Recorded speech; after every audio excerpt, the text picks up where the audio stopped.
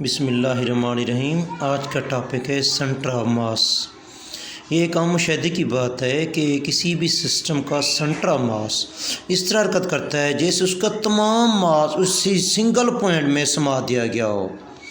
किसी जिस्म के मास पर, किसी जिस्म के उस मकाम पर, किसी जिस्म के उस मकाम पर अमल करने फोर्स उसमें टार्क पैदा करने से हासिल होती है। यानी जिस्म बगैर गर्दिश के रिजल्टेंट फोर्स की सिमत में हरकत करता है। शक्ल में एक हल्का रिजिड बॉडी दिखाया गया है, उसके साथ दो जिस्म बांधे गए हैं, एक ए है और दूसरा बी है। ए हल्का जिस्म है, बी भारी जिस्म है। इसमें ओ एक पॉइंट दिखाया गया है, ये ओ एक पॉइंट सेंटर ऑफ मास है, क्योंकि अगर हम ए पर फोर्स लगाते हैं तो ये हरकत कर जाएगा, बी पर फोर्स लगाएंगे तो हरकत कर जाएगा, लेकिन बी पर फोर्स लगाए बगैर आसानी से ये क्या कर सकेगा, घूम सकेगा। इस पॉइंट को सेंटर ऑफ मास कहते हैं। यानी ये दो पॉइंट ए और बी के पॉइंट दिखाए गए हैं। ए और बी दो हल्के इस्साम दिखाए गए हैं, एक ए है और दूसरा बी है। एक इसमें से एक का मास क्या है, हल्का है, और दूसरे का मास क्या है बेटे, भारी है। इनको एक हल्की रिजिड रॉड से दिखाया गया है, वो इसका सेंटर ऑफ मास है। फिर मैंने आपको बताया कि ए पर फोर्स लगाते हैं तो घूमते हुए हरकत करता है, बी पर फोर्स लगाते हैं तो घूमते हुए हरकत करता है। बस हम सेंटर ऑफ मास की तारीफ ये कर सकते हैं, किसी जिस्म का सेंटर ऑफ मास ऐसा पॉइंट होता है जहाँ पर लगाई गई फोर्स सिस्टम को बगैर घुमाए हरकत देती है, उसे सेंटर ऑफ मास कहते हैं। हम ये कह सकते हैं centre of mass, it is observed that the center of mass of a system moves as if entire mass is confined at that point. A force applied at it, इस पर force applied करते हैं, applied at it, such a point in a body does not produce any torque,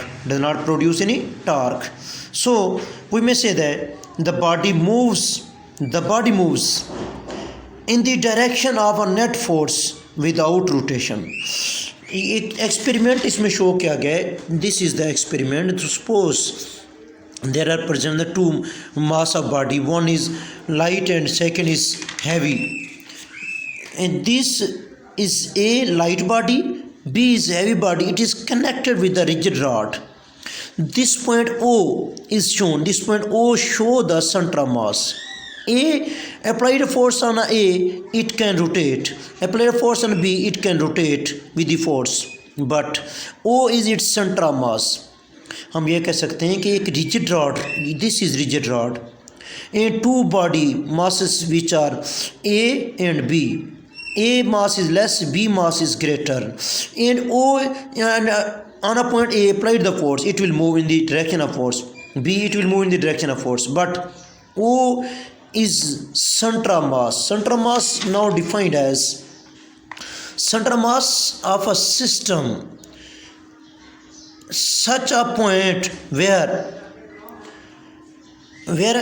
an applied force cause the system to move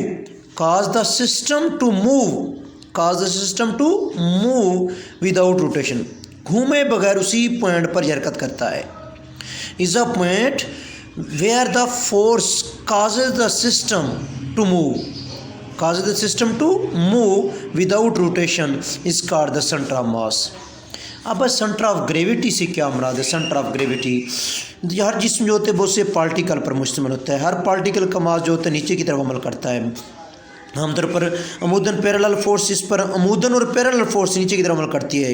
इन तमाम forces का resultant एक ऐसी single force होता है जो जिस्म के वज़न के क्या होती है, मसावी होती है। वो पॉइंट जहाँ पर रिजल्टेंट फोर्स अमूदन नीचे की तरफ अमल करता है वो उसका सेंटर ऑफ ग्रेविटी कहलाता है। वो पॉइंट जहाँ पर रिजल्टेंट ऑफ फोर्स अमूदन नीचे के मरकज़ की तरफ अमल करती है वो जिस्म का सेंटर ऑफ ग्रेविटी कहलाता है। सेंटर ऑफ ग्रेविटी की तारीफ हम ये कह सकते हैं, किसी जिस्म का सेंटर ऑफ ग्रेविटी वो पॉइंट होता है जहाँ पर उस जिस्म का सारा वज़न अमूदन नीचे की तरफ अमल करता महसूस होता है। सेंटर ऑफ ग्रेविटी वो पॉइंट होता है जहाँ उस जिस्म का सारा वज़न अमूदन नीचे की तरफ अमल करता महसूस होता है, उसे सेंटर ऑफ ग्रेविटी कहते हैं। इक्विलिब्रियम के मसाइल के हल के लिए सेंटर ऑफ ग्रेविटी बहुत ज़रूरी होती है। Centre of gravity, each body consists of many particles. Body जो है consist of many particle, each particle act are like parallel forces toward the downward direction, it mean vertically force अमल कर रही है, this direction show vertically parallel forces पर अमलकारी होती हैं। अब इसमें हर पार्टिकल पर जो है उस पर बॉडी पर फोर्स नीचे की तरफ अमल करती है। इसमें एक पॉइंट ऐसा होता है जहाँ पर सारा वेट क्या करता है, डिपेंड करता है, उस पॉइंट को सेंटर ऑफ ग्रेविटी कहते हैं। The force acting on the particle of a body are almost parallel, मैंने आपको ये बताया कि पैरेलल फोर्सेस पर अमल करती हैं।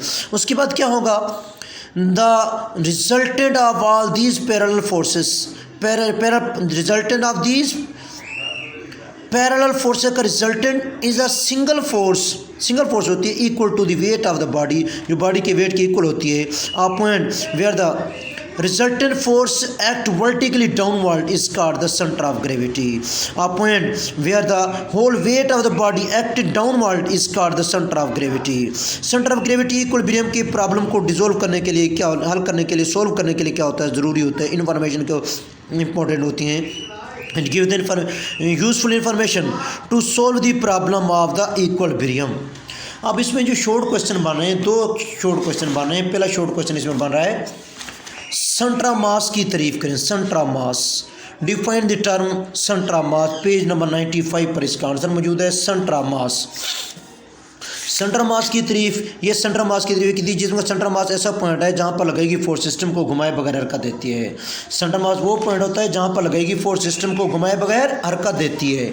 यहाँ ये कह सकते हैं, centre mass of a system is a such point where an applied force cause the system to move without rotation, is called the center of mass। Centre of gravity, दूसरा सवाल बना है, सेंटर ऑफ ग्रेविटी से क्या मुराद है। Centre of gravity वो point होता है जहाँ पर जिस्म का सारा वजन मुद्दा नीचे की तरफ अमल करता हुआ महसूस हो, उसे सेंटर ऑफ ग्रेविटी कहते हैं।